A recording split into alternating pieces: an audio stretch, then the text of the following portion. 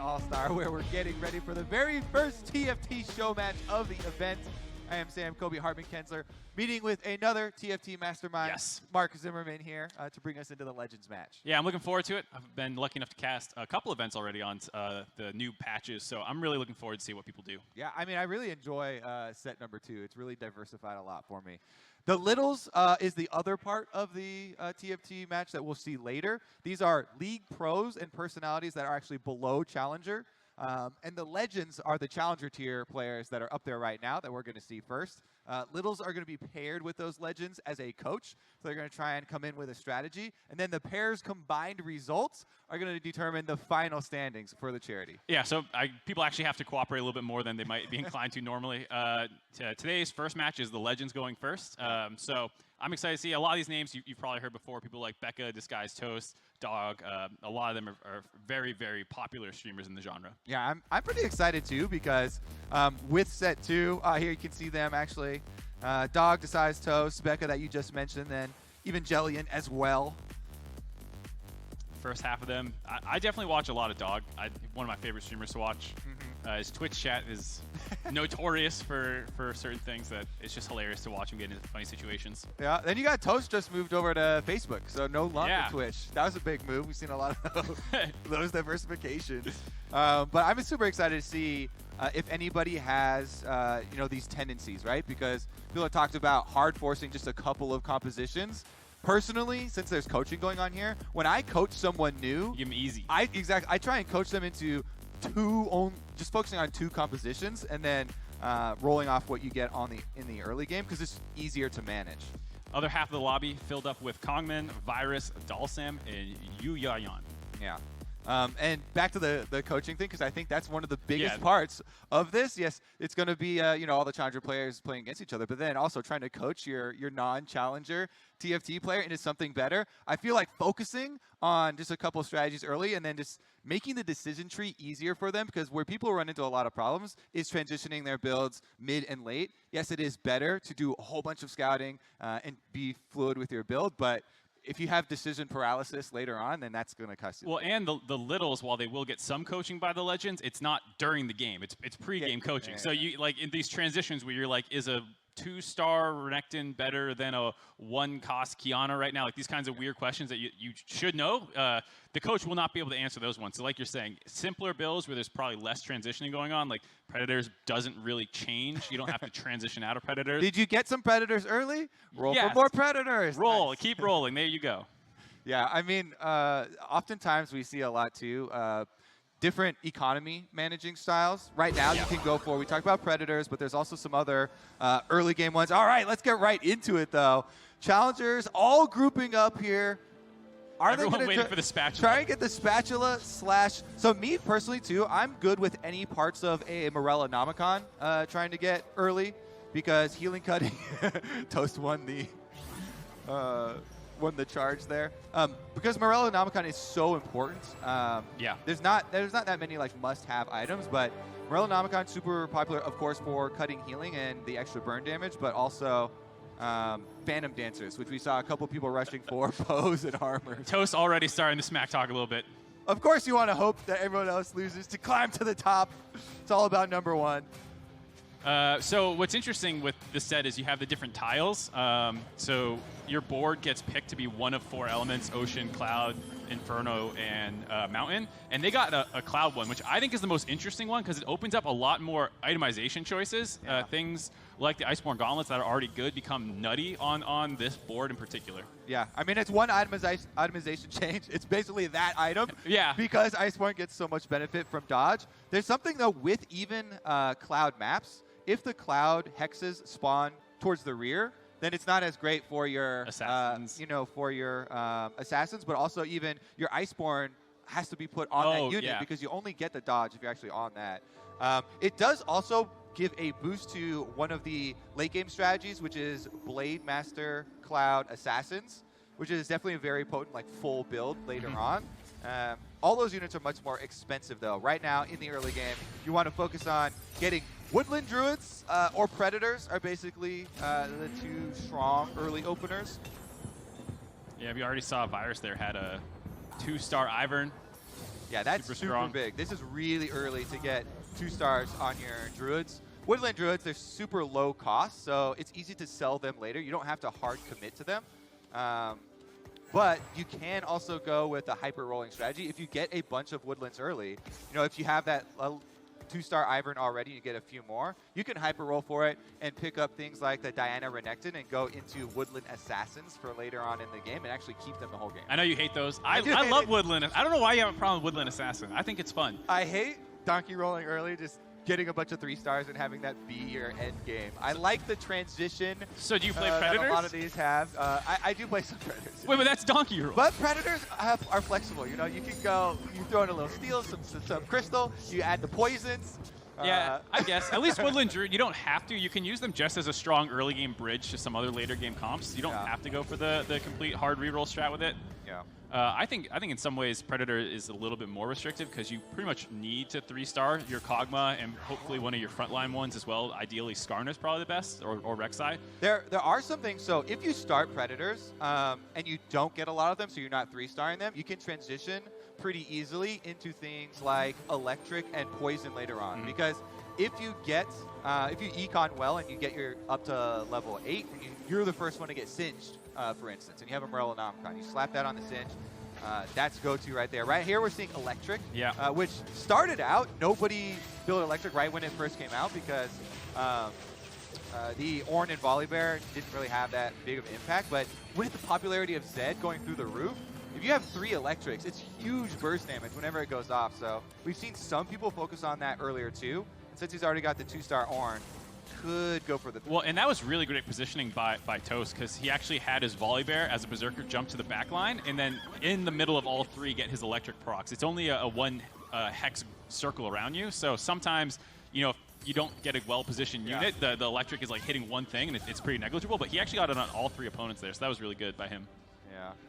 All right, scouting extremely important in these early stages because like we're talking about with the limited pools, with these openers, you want to try and get a decent opener. Now, again, you can hard econ because you don't take quite as much damage anymore. Just you can be the player taking damage, going for the early carousels, hard econing, and trying to get to level 8 to try and get your 5 costs quickly. Yeah, there was a meta for a while where you had to play a very, I guess you would call it tempo-oriented game where you're hitting your level ups on the right intervals. People have kind of stopped doing that, and you're econing until the round after Krugs, like 3-1 every time, and that's where the builds start diverging a little more. Yeah. Most people don't level to 5 early. They'll go to 3 and 4 naturally and 5 naturally. And so we'll see the hyper rolling coming in at the end of the beginning of the next stage. Renekton actually is also one of my favorite early game units because the healing you can get.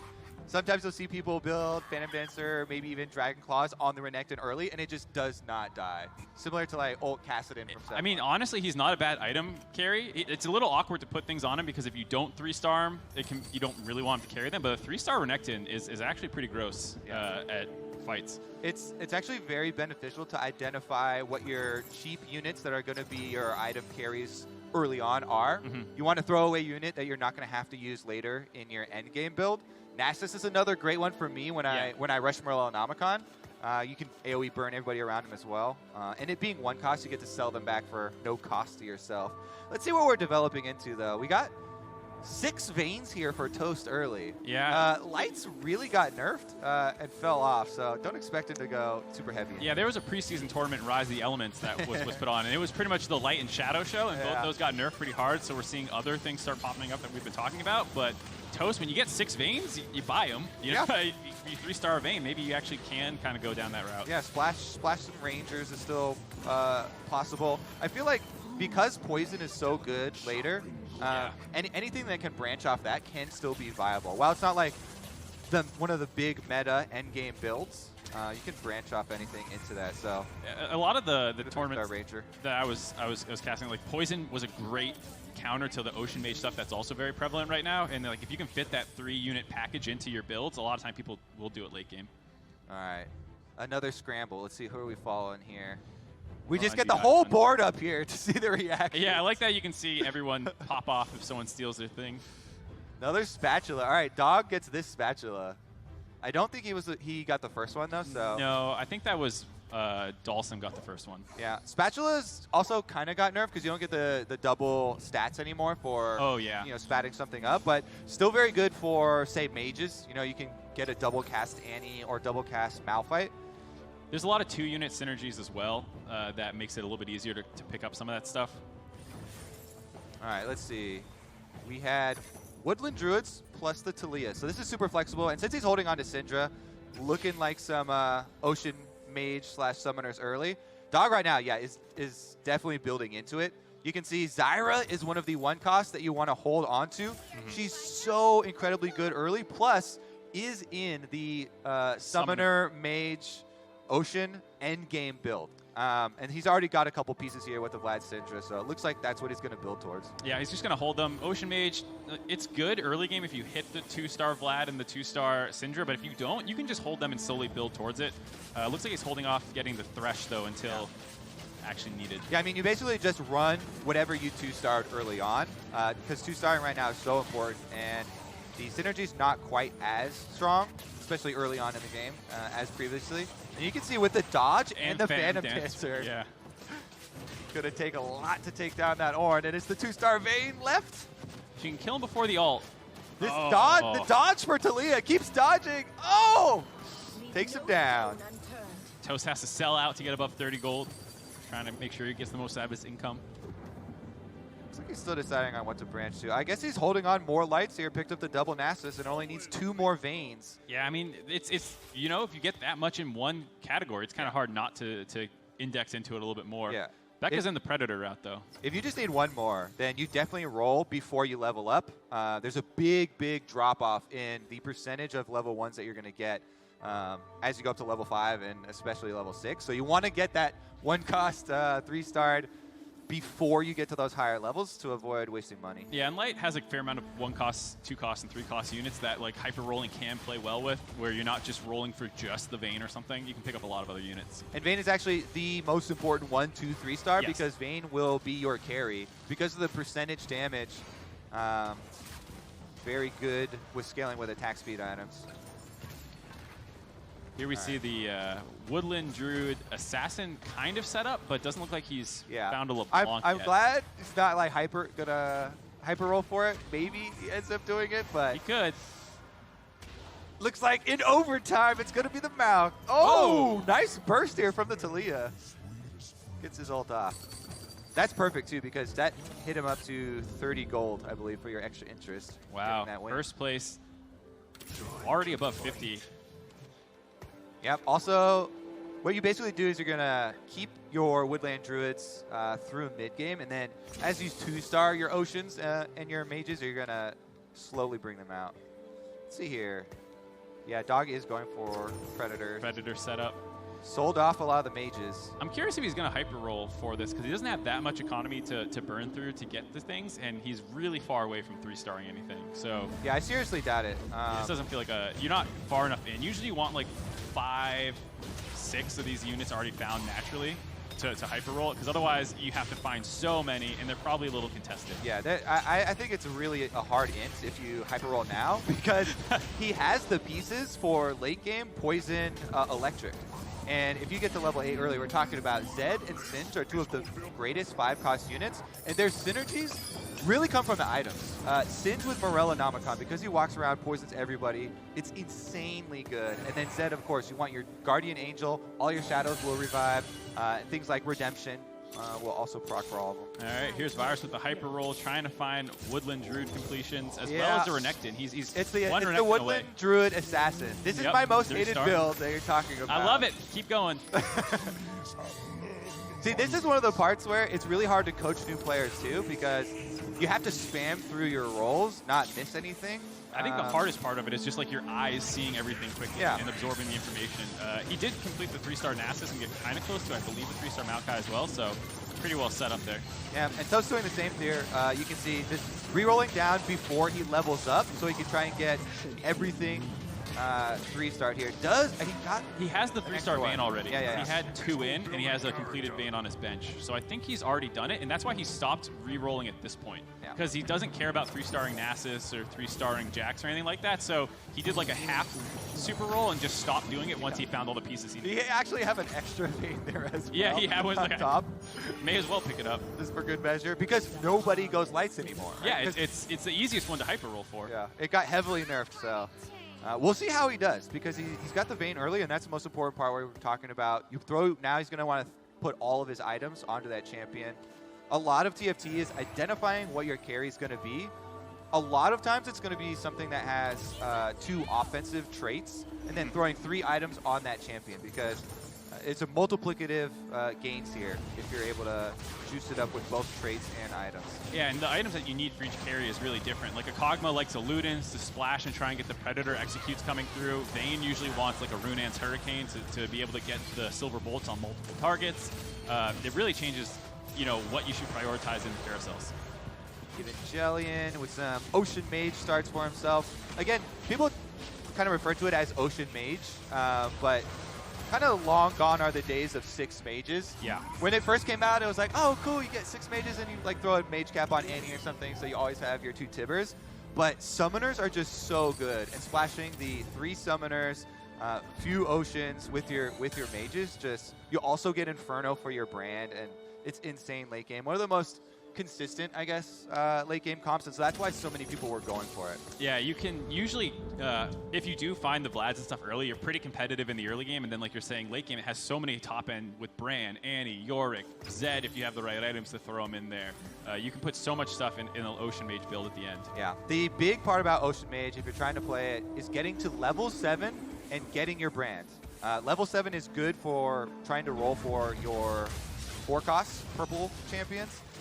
And that is the most important part of this one. Since we're in this lobby and there aren't actually that many Ocean Mages, there's a decent amount of, Predators here, a little splash of electric. So they should be able to find it. And the Nico gonna have a hard time. Level 1 Kiana. Doesn't have dodge. Has the AoE. Thinks she's fine. Yeah, Nico's gonna take this one. Dog has to sell out a little bit. He wants to get love.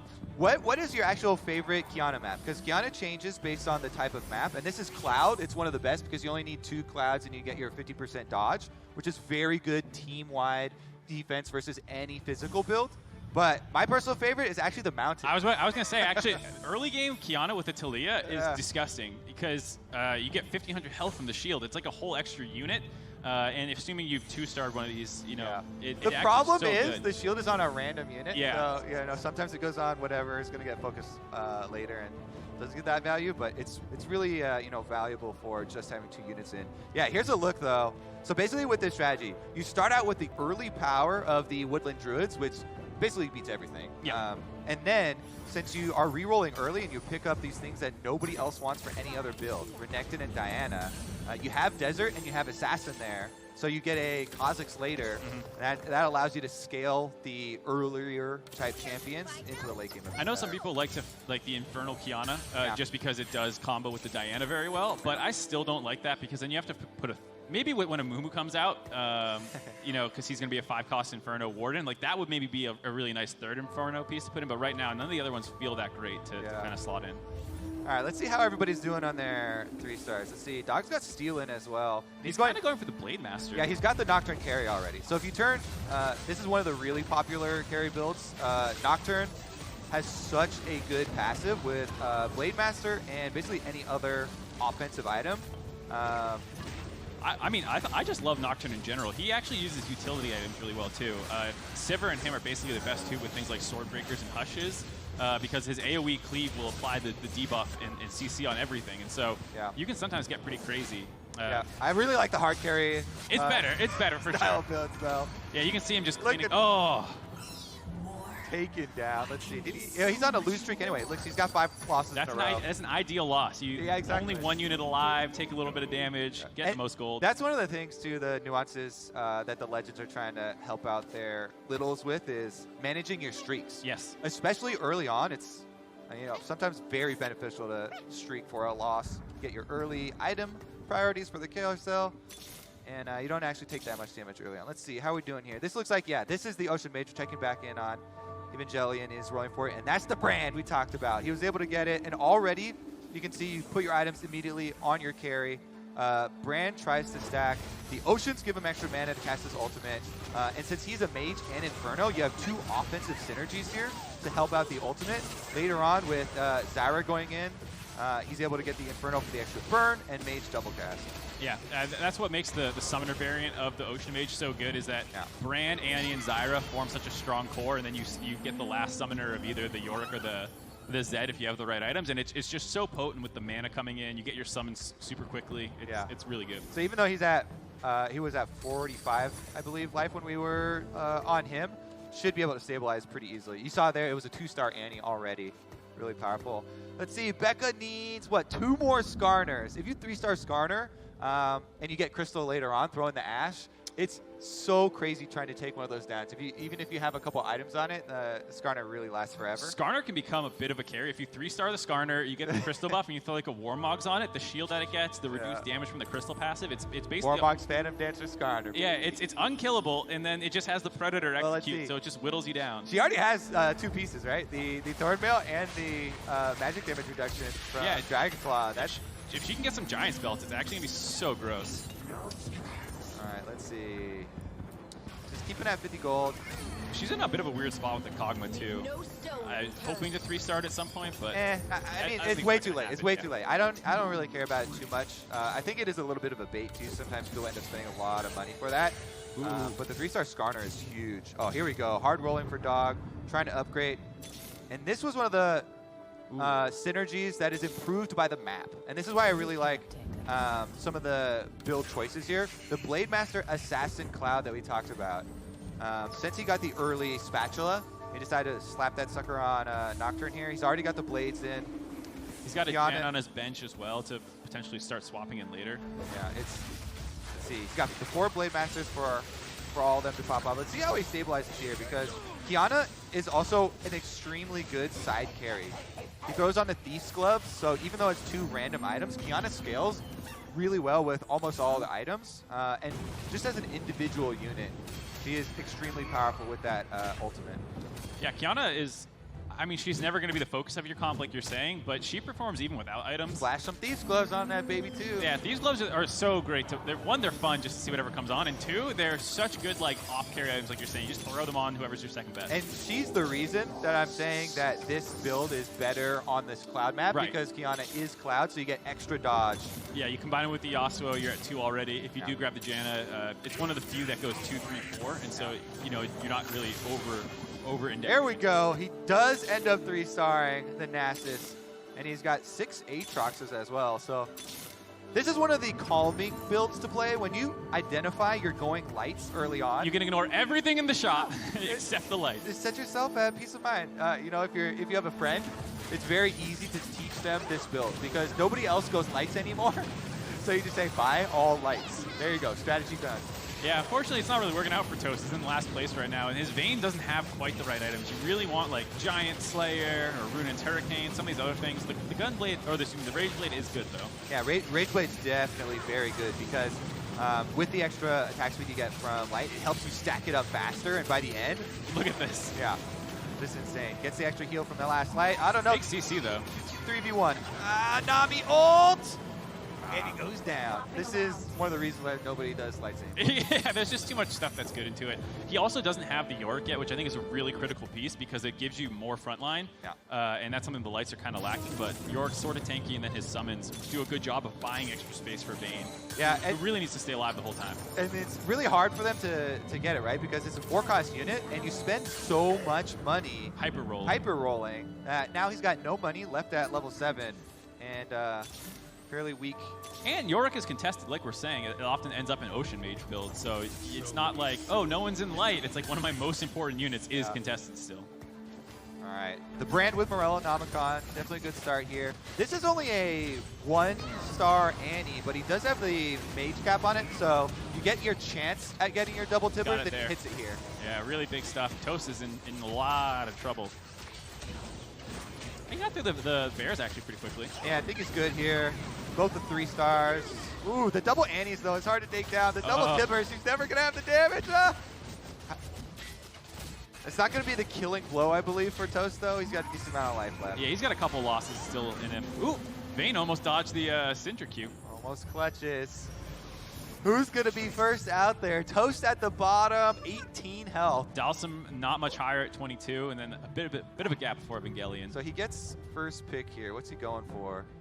Oh, back to Carousel. Toast goes for the Singe. So you can slap a Singe into any comp.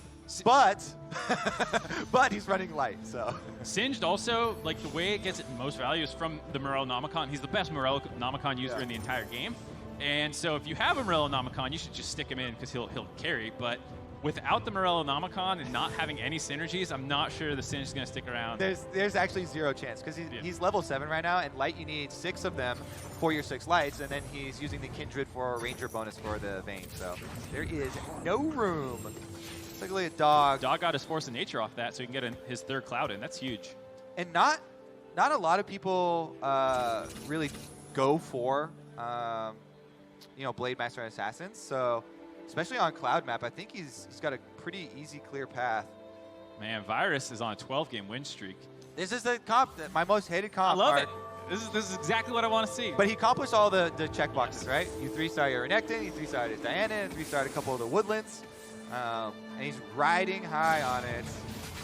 See if Toast gets eliminated. Who'd he come up against? Ooh, he does have the Singed in there. Okay, he slapped the locket too, because it came with the armor on it. And like I said, you can slap Singe into any comp, but he sacrificed 6 light for the 6 light, and he's just gonna go down. That's gonna be one more loss left in him. 2 more Aatroxes he could save. He could get a level 2 Singe. Oh yeah, I didn't see he had one on his bench too. So. Level 2 Singe would definitely pull big, but like you're saying, you really need Morellonomicon to get the full benefit. And here you see, like we're talking about, Renekton actually becomes a beast in the late game. It's a huge little legend. Definitely, yeah. So it's definitely going to need someone with Inferno Burn to try and take down the big boys. All right, let's see. What's he going for here, too? Stacking some Mystics for later on to splash in, because... Yeah, just in general, there's a lot of magic damage in the game, and so that's why Poison and Mystic are so good. Poison delays the spell cast, so it takes longer to get there. Mystic, you take less damage. And most endgame builds are going to have one of those 2 splashes in them, assuming that one of the other top players has that. So if you're ever in a lobby, you look around, anyone's magic damage, try and find a way to get the Mystics or Poisons into your comp. And once Toast goes out, there will be a lot of Sorakas up for your splash. I don't know. Soraka's probably one of the worst. It's only got 3. Yeah, but it's the easiest one to find because it's only a 3 cost. Yeah, true. All right, let's see. Toast, is this it? The last hurrah? He's going up against Virus, too. He's going up against the #1 guy. So this is a small thing, too. If you really want to punish your opponent, Virus walked his little legend closer to Toast, so the damage comes quicker. Usually you want to try and run far away so you can delay. But Toast gets eliminated first. Virus, not only is Virus in first place, but also deals a killing blow. That's satisfactory. Yeah, and Toast saw the 6 Vaynes, took the bait. You know, it's hard not to when you have that many, but you see why no one is really running lights right now. Everybody stopped. All right. That's kind of the key. If nobody else goes for this build, plus you got an early start to it, it probably needs a buff. Yeah. If that still can't win, that's like ideal conditions. Yeah. Meanwhile, the hard roll over there on the Woodland Assassins, still running pretty. 14-game win streak, just racking up the gold. The thing about the Woodland Assassin is it doesn't really get countered by many of the existing comps that easily. Like, it's good into Ocean Mages and stuff because it attacks the backline first, and you kind of ignore some of the Ocean Wardens. Blade Master might be good enough because it has a lot of carry threat, so it's not like, oh, you assassinate one thing. Dog does have a ton of things that can deal damage, and it's less about getting one thing. Blade Master Assassin Desert has one of the highest peaks. Super good late game. If you get everything together, you have your right items, you have the full comp, it really has high highs. There's so many synergies within it, like the Yasuo that you're going to, the Master Yi that's going to go in combos with the Janna for this insane Mystic Cloud buff, so you're really hard to kill despite being somewhat fragile in terms of frontline. Yeah. Other couple things that have really good late games, of course, any Poison comp with Singe with Morellos, but also really I really liked going for kind of one of the more hipster ones with Electric. Yeah, Electric feels It's a high roll comp, like without hitting the Zed is super contested, by the way, so that's why it's also hard. Yeah, and like if you get a electric Lux, it gets absolutely crazy. And this is what the board looks like when there are fully completed Mage Summoner Oceans, because you have Inferno Hexes all over the place, plus tons of summons everywhere. Board gets pretty messy. Yeah, definitely true. Oh, it's the Skarner versus everyone. Can't survive, and Virus is another win. That was versus a Ghost, though, so he keeps his win streak alive. 15 now. Yeah, that was Becca who had the 3-star Skarner completed. Still hasn't found the Warmogs yet, which is what really pushes it over the top, but you saw how long it lives. All class here from Virus, showing up with the suit on stage, running pretty at 96 health. Winning and looking good doing it. Keeping the win streak going. I wonder who his partner is. We didn't get a list of who everyone was paired up with, but it's definitely something that, you know, those hard roll early builds that is pretty easy to just give a blueprint to your little and say, hey, you see these champions? Buy them. And you only need to give them like 2 options. YuYuanYuan here is about to get knocked out. He hasn't been able to complete enough of his units. He's got 1-star Bram, 1-star Singe, 1-star Nami. Yeah, this is the main problem you run into with Ocean Mages. If there's a lot of people running them, you know, Brand is definitely the most important. Oof, and he's down. Yeah, the other guy had, it's like you're in the same build and one guy's just way further ahead. It's the Spider-Man meme, except one of the Spider-Man is super jacked. Yeah, you both point at each other. Yeah, he's got the 2-star Brand with really good items for it, too. I don't think we need to even check in on Virus anymore. He's probably going to win the lobby. Just look how big. This is the maximum size of the little legend, I believe. I've never seen one bigger than this. It feels like it caps out there. I don't know if there is technically an I wonder if he's scaling. Mad that he didn't perfect game it. He took 1 loss and he dropped to 96, and then has won since then, it seems like. Oh, I just heard Virus paired with Levi, by the way. So Virus setting him up definitely for some good placement. Makes some pressure off Levi's back. That it's like, all right, you already got first for us, because it does combine their placings to see who moves on to day 3. So if your partner gets first, you feel very good. All right, he's spending through. Who's up next for elimination? Dalsam in the Ocean Mage using the Yorick. Another Ocean Mage Summoner Mirror. So he's got a 2-star Brand, but no items on it. Yeah, Zyra's actually the carry. She has the Mage Cap to double summon her plants. Fire, Mark. The floor is lava. Don't touch the floor. Yeah, no extra items there for the Brand, and he's going to go down. Meanwhile, basically the Nami was really stacked right there. Yeah. You get Sojins on Nami, the waves start stacking up really, really heavily. That's a lot of crowd control. Mage Nami is actually pretty gross if you can not have to commit your Mage Cap earlier. Yeah. And the nice thing is when you're an Ocean Mage player and everyone else in the lobby is Ocean Mage and they start dying, those things go back in the pool and you suddenly start getting stronger very quickly as these people drop out around stage 5 and 6. All right, Virus grabs the Redemption. Was setting up for a Zed. Is holding on to one on bench. Let's see, he's still, so he needs 1 more LeBlanc. And the 1 LeBlanc will free up that spot, he can put it in. Yeah. And can he find the LeBlanc? That would be such a disgusting upgrade. Everything comes together then.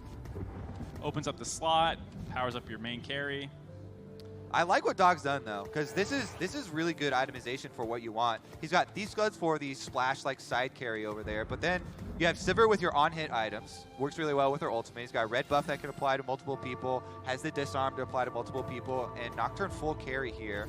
Yeah, I mean, this is a really nice setup. You just have to hope he avoids Virus. Everybody's hoping to avoid Virus. Every time we follow someone. You got to pay your dues. Yeah. All right, split screen. Gonna get elimination here. And try and keep track of Dog. Dog did get a really nice gen ult there to reset. Good. Yeah, I actually think he might stay alive. Oh. No. And then the other board is just maybe he can, actually. Dog stays alive. He took down the #1 player. And look at, just with that sliver of health. I'm telling you, the peak here is super high on this comp. And he's finally got everything all upgraded. Still, though, he's only level 7. Doesn't have a lot of room to work with. Virus, meanwhile, level 8. So frustrated. Rolled down a fair amount to try and find it. The LeBlanc still It's hasn't all found in. the LeBlanc. It's such, like, that's a dead... I mean, that fight would not have been close if he actually had the LeBlanc completed. All right, meanwhile, the winner of the Ocean Mage Scrum. Actually, 2 Ocean Mages left in. Yeah, slowly powering up. This one has the Nami hyper focus here. Yeah. with Shojin is so Oh, strong. but she's under attack with the double assassins on here. This could be really good for Dog. He takes down the 3-item 2-star Nami. Is that going to be enough? The Brand's still pumping away, though. Yeah, Brand's pumping, but you also still have the Nocturne. Not going to do it. No. So Quicksilver is actually not a very good item because there's not that much CC in the game anymore. That was just I have to finish my items. You know, I'm sure he didn't get the exact things he wanted. Unfortunately, gets knocked out there. Becca on the 8-game win streak, actually the strongest streak going right now. Yeah, see the 3-star tank Skarner we were talking about that's buffed up by the 1-cost Ashe in there just to give it Crystal.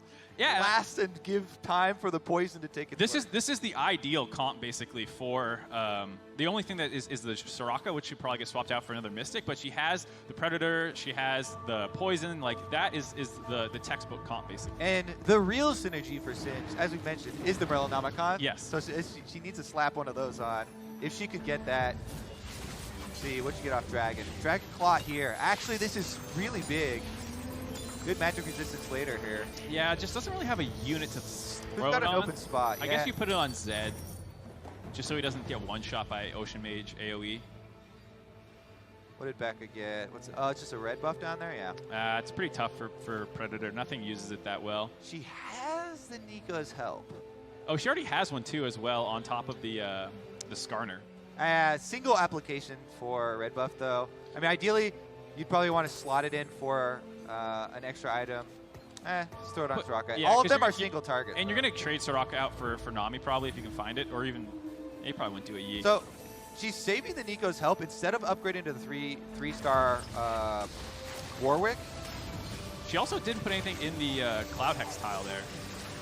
She has a lot of money and plenty of health, so she's holding the Nico's help to get one of these 5 costs. Maybe the Mystic if she gets Nami. Singe doing his work, but no burn from Morellonomicon means even the Singe events. Yeah, but the Skarner Predator is doing all the cleanup. Singe does all the damage, and Skarner just shows up for the last hit, steals those kills. Look at that. He's got it. Becca, big win, actually. That's what I was saying, is the Skarner actually becomes a carry in this comp if you itemize it in 3-star. Like, if you have a Warmogs there instead of a red buff, it is disgusting how hard it is to beat this comp. Everything lives forever. You have this giant front line. You're taking people down. You're executing people. And she ended up getting the 3-star Warwick without having to use the Nico's help. So she has it in store for a 5-cost upgrade. All right. Kongmen on the Ocean Mage. Last Ocean Mage standing. Small stack here. Only 24 life left. Yeah, it still has a little bit of econ to play with whenever he feels pushed all in. Let's see. Grouping up in the corner. Try and avoid. It actually takes a lot longer, too, because Singe went bottom left first, so it didn't apply poison that quickly. Yeah, a lot of ults got off. Still.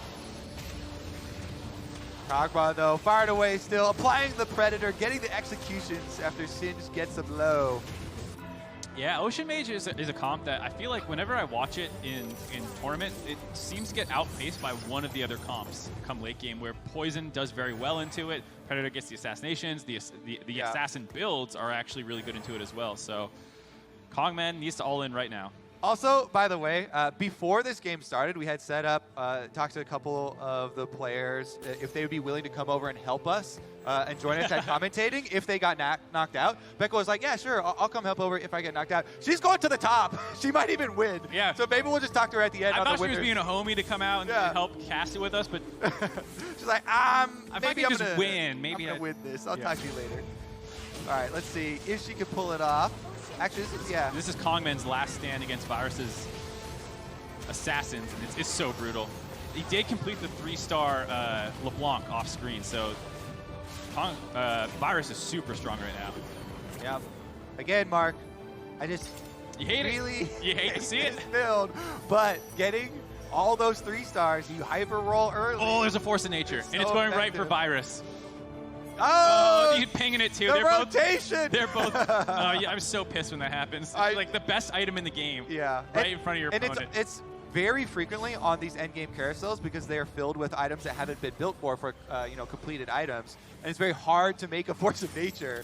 So whoever gets that late is just feeling. Oh, the double Zed. She got the Zed. Wait, and she has the the GA that she just picked up off that thing as well. So she can complete her Zed and put it. But it doesn't fit. She's looking for a slot though. Yeah. Yeah, it doesn't fit in well. Still though, it's a Zed. Oh wait, she and had an GA. Ezreal in.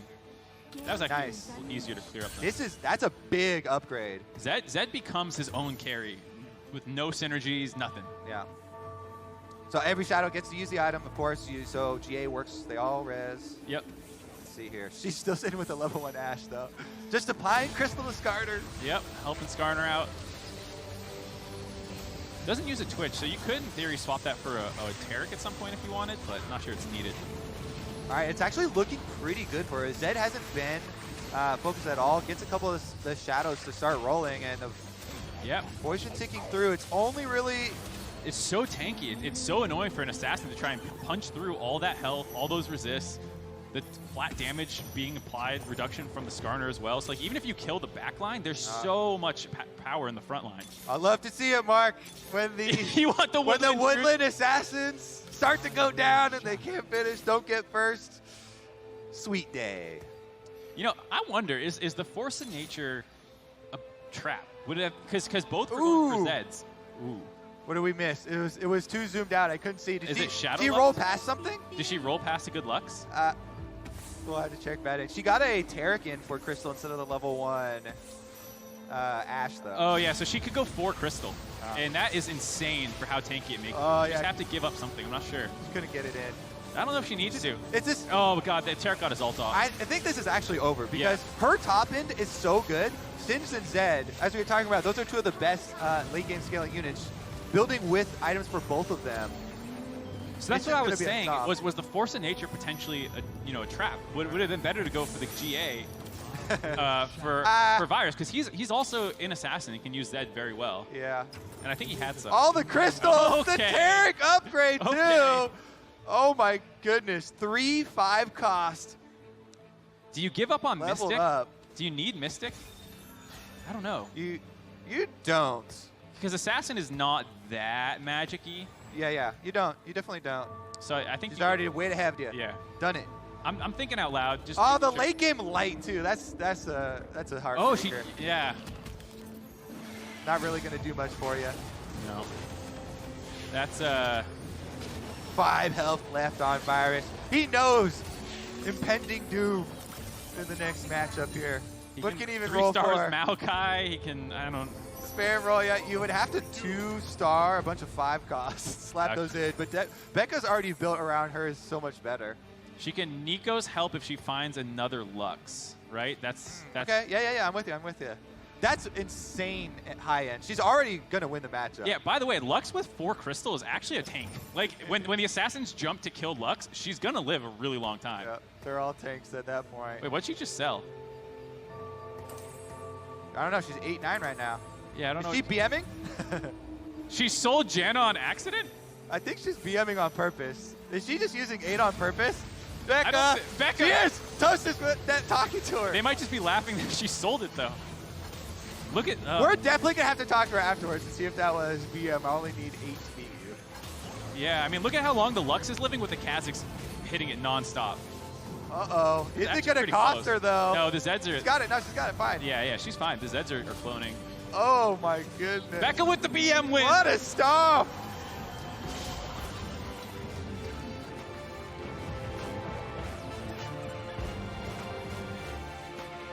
Predators into late game level 2 Singe, level 2 Zed, level 2 Taric even, I believe. Yeah, Getting the Crystal Lux as well. That was a really cool twist on that build, having so much Crystal snuck in there at the very end. Got to give it up to Virus, though. Had that insane 16, 17 game win streak, dominated the whole thing, and then kind of just got outpaced at the end. Yeah. All right, we'll check in, bring Beck over here, get some insight into the BM at the end. I'm betting that was an accident, not a BM. Because since Virus had the Force of Nature also, and I think he was level 9. Yeah, he could have 10 units. That's 10 units versus 8, still win. Yeah. The power of the 2-starred 5-cost units. Yeah, it was really cool, though, that we had so much variety in the builds. You have the Woodland Druid Assassin, you have the Predators, Ocean Mages, everything was popping up. We got to see most of the popular late game builds right now. Some people also like running electric poisons together, but Becca basically had that. Yeah, it was a little tweak on it where don't need the extra electric. Less electric, more crystals. But if you find like an electric Lux, you just swap that out too. It's super good. Yeah. So all that was really cool. Yeah. I love those. I don't know why you hate the Woodland Druid Assassin so much. Because I hate just hyper rolling early and then sitting around with all these gold 3-star units for the whole game, riding the win streak. But you use Predator. It's like I enjoy part of this entire genre that I enjoy is flexing your builds later and having the transitions. Hello, congratulations, yes, come Becca. on in. Big win with the Predators. I believe you're gonna have to throw on a headset. All right, so most important question My head is first. too big for this. Most important question first. Who came up with that BM? Was that Toast next to you? Yes. But that was intentional. I knew it! Toast told me to do it. Over. If anyone gets mad at me, it's Toast's fault. No, I knew it wasn't an accident because she didn't try and put anything in. She didn't buy anything else. Yeah. She just sells it so it's only 8. Okay, this is not on the. Okay, anyways. What's your favorite endgame comp right now for climbing the ladder? That's what everybody wants to know. Anything with Zed in it. I'll put Zed in everyone. Yeah. Like Zed's What are your my- favorite Zed items? Because that's the other thing. He's so versatile. Oh yeah, I like GA, so he guaranteed. Sometimes he just keeps Yeah. thing, right? And then I like the Ionic for 2 damage. I did a double Ionic one yesterday. Double Ionic. I didn't have anything to keep him alive though. It was terrible. Yeah, exactly. That's the thing. You need something to Like get the him GA or redemptions, yeah. Dude. Yeah. I really wasn't planning on playing Predators. Right before we walked in, I was like, to Dog, I was like, I don't want to play Predators. And then I got like 6 Kongmens early. I was like, me Pred. yeah. You said you were going to come over and help us cast if you got knocked out early, and then you just abandoned us. Yeah, and kept sorry. quitting. I'm sorry. Sorry, I high rolled. I won again. Oops, yeah. Oops. I mean. So do you know who your little is? I do. It's Pabu. It's Pabu. Oh, I have a little. Yeah. So if you're You're not supposed to coach him. if you don't know, there's another TFT match going on where you're going to have to coach someone, and you have Pabu. I definitely knew this already. Yeah, for sure, for sure. Team synergy going If you on. had to give him one piece of advice, what's like the most important thing for people not expert TFT players like yourself? Oh, well, I think knowing the meta is important, but okay, I don't think you can tunnel on a certain build. Like, I really wanted to avoid Predator, but it won me the game, so I'm glad I won Predator. I mean, if it gives you Predators. Yeah. Don't tunnel. Don't tunnel? Yeah. What about the Crystal adaptation? Because that's one that I don't think you see too much for Crystal and Predator. I mean, if you get a Crystal Lux at the end. Yeah. It's That Crystal was Lux, pretty right? hype. I was like, no way. He already was having a hard time like killing my units. We saw your screen too when you rolled the extra 2 Zeds at the end, so you instantly had a 2-star Yeah, Zed. yeah. I was like, well, he doesn't really fit, but Zed, I'm gonna put him in. And you got the GA right before that because he had the Force of Nature, and I was like, oh. But I was actually like, what am I worked gonna out. do with this GA? Yeah. It turned out perfect. Sometimes it all comes together for you with TFT. Sometimes it just splats too. Like we saw, who got out first? Was it Toast? It was running Toast, the full 'cause lights? he had the We're same- like, nobody runs lights anymore. But he got 6 of. If you got 6 like veins, I would too. everyone falls for that. So you said biggest advice was not to tunnel. Yeah. But what about not getting baited in? Even if it Because gives it's you, a form of gives tunneling. you all of these lights. That's true. I'm Yeah, lucky I that's the wasn't thing. him. Yeah, it's basically tunneling because you see all this. So. Yeah. So what's the one that you had the most practice with for ladder? Because I think tournament and ladder can sometimes be a little different. What do you think is like your favorite build to play on ladder for climbing? For climbing, okay, if we're talking about climbing, when I'm off stream, I'll just go with like ocean comps, ocean summoners. It's so consistent. Yeah, they're so consistent. But then on stream, I'm usually trying to read chat, so I just go with like hyper roll builds. So you don't have to- I'm very practiced in pressing D. That's Kobe's least See, favorite. I hate it so much. You the, do? the Woodland Assassins, the Predators. I don't know why I hate it. Like that's like the most skill-intensive part of the game. Is At it? least for me. Maybe D. people with better What micro. skill? What do you mean? I just mean like. Thank you. That's I mean- why like when I don't want to think about the game. Exactly. build. No, it's most mechanical, and that's my weakest part. So like I screw up the hyper rolling more than I screw up like I think the like later game decisions. The boomerang PM. Yeah, I'm such a boomer. All right, that's the only bar. Boomers can't play hyper roll. Yeah, I guess you have to figure out if Pabu had. Well, he's a pro player, so he can. Oh, he he's can gonna be so fast. Yeah. That's actually my favorite thing watching like people who play a ton of TFT is when they do get to the hyper roll all in stage and just see them like whip through their shops. Yeah.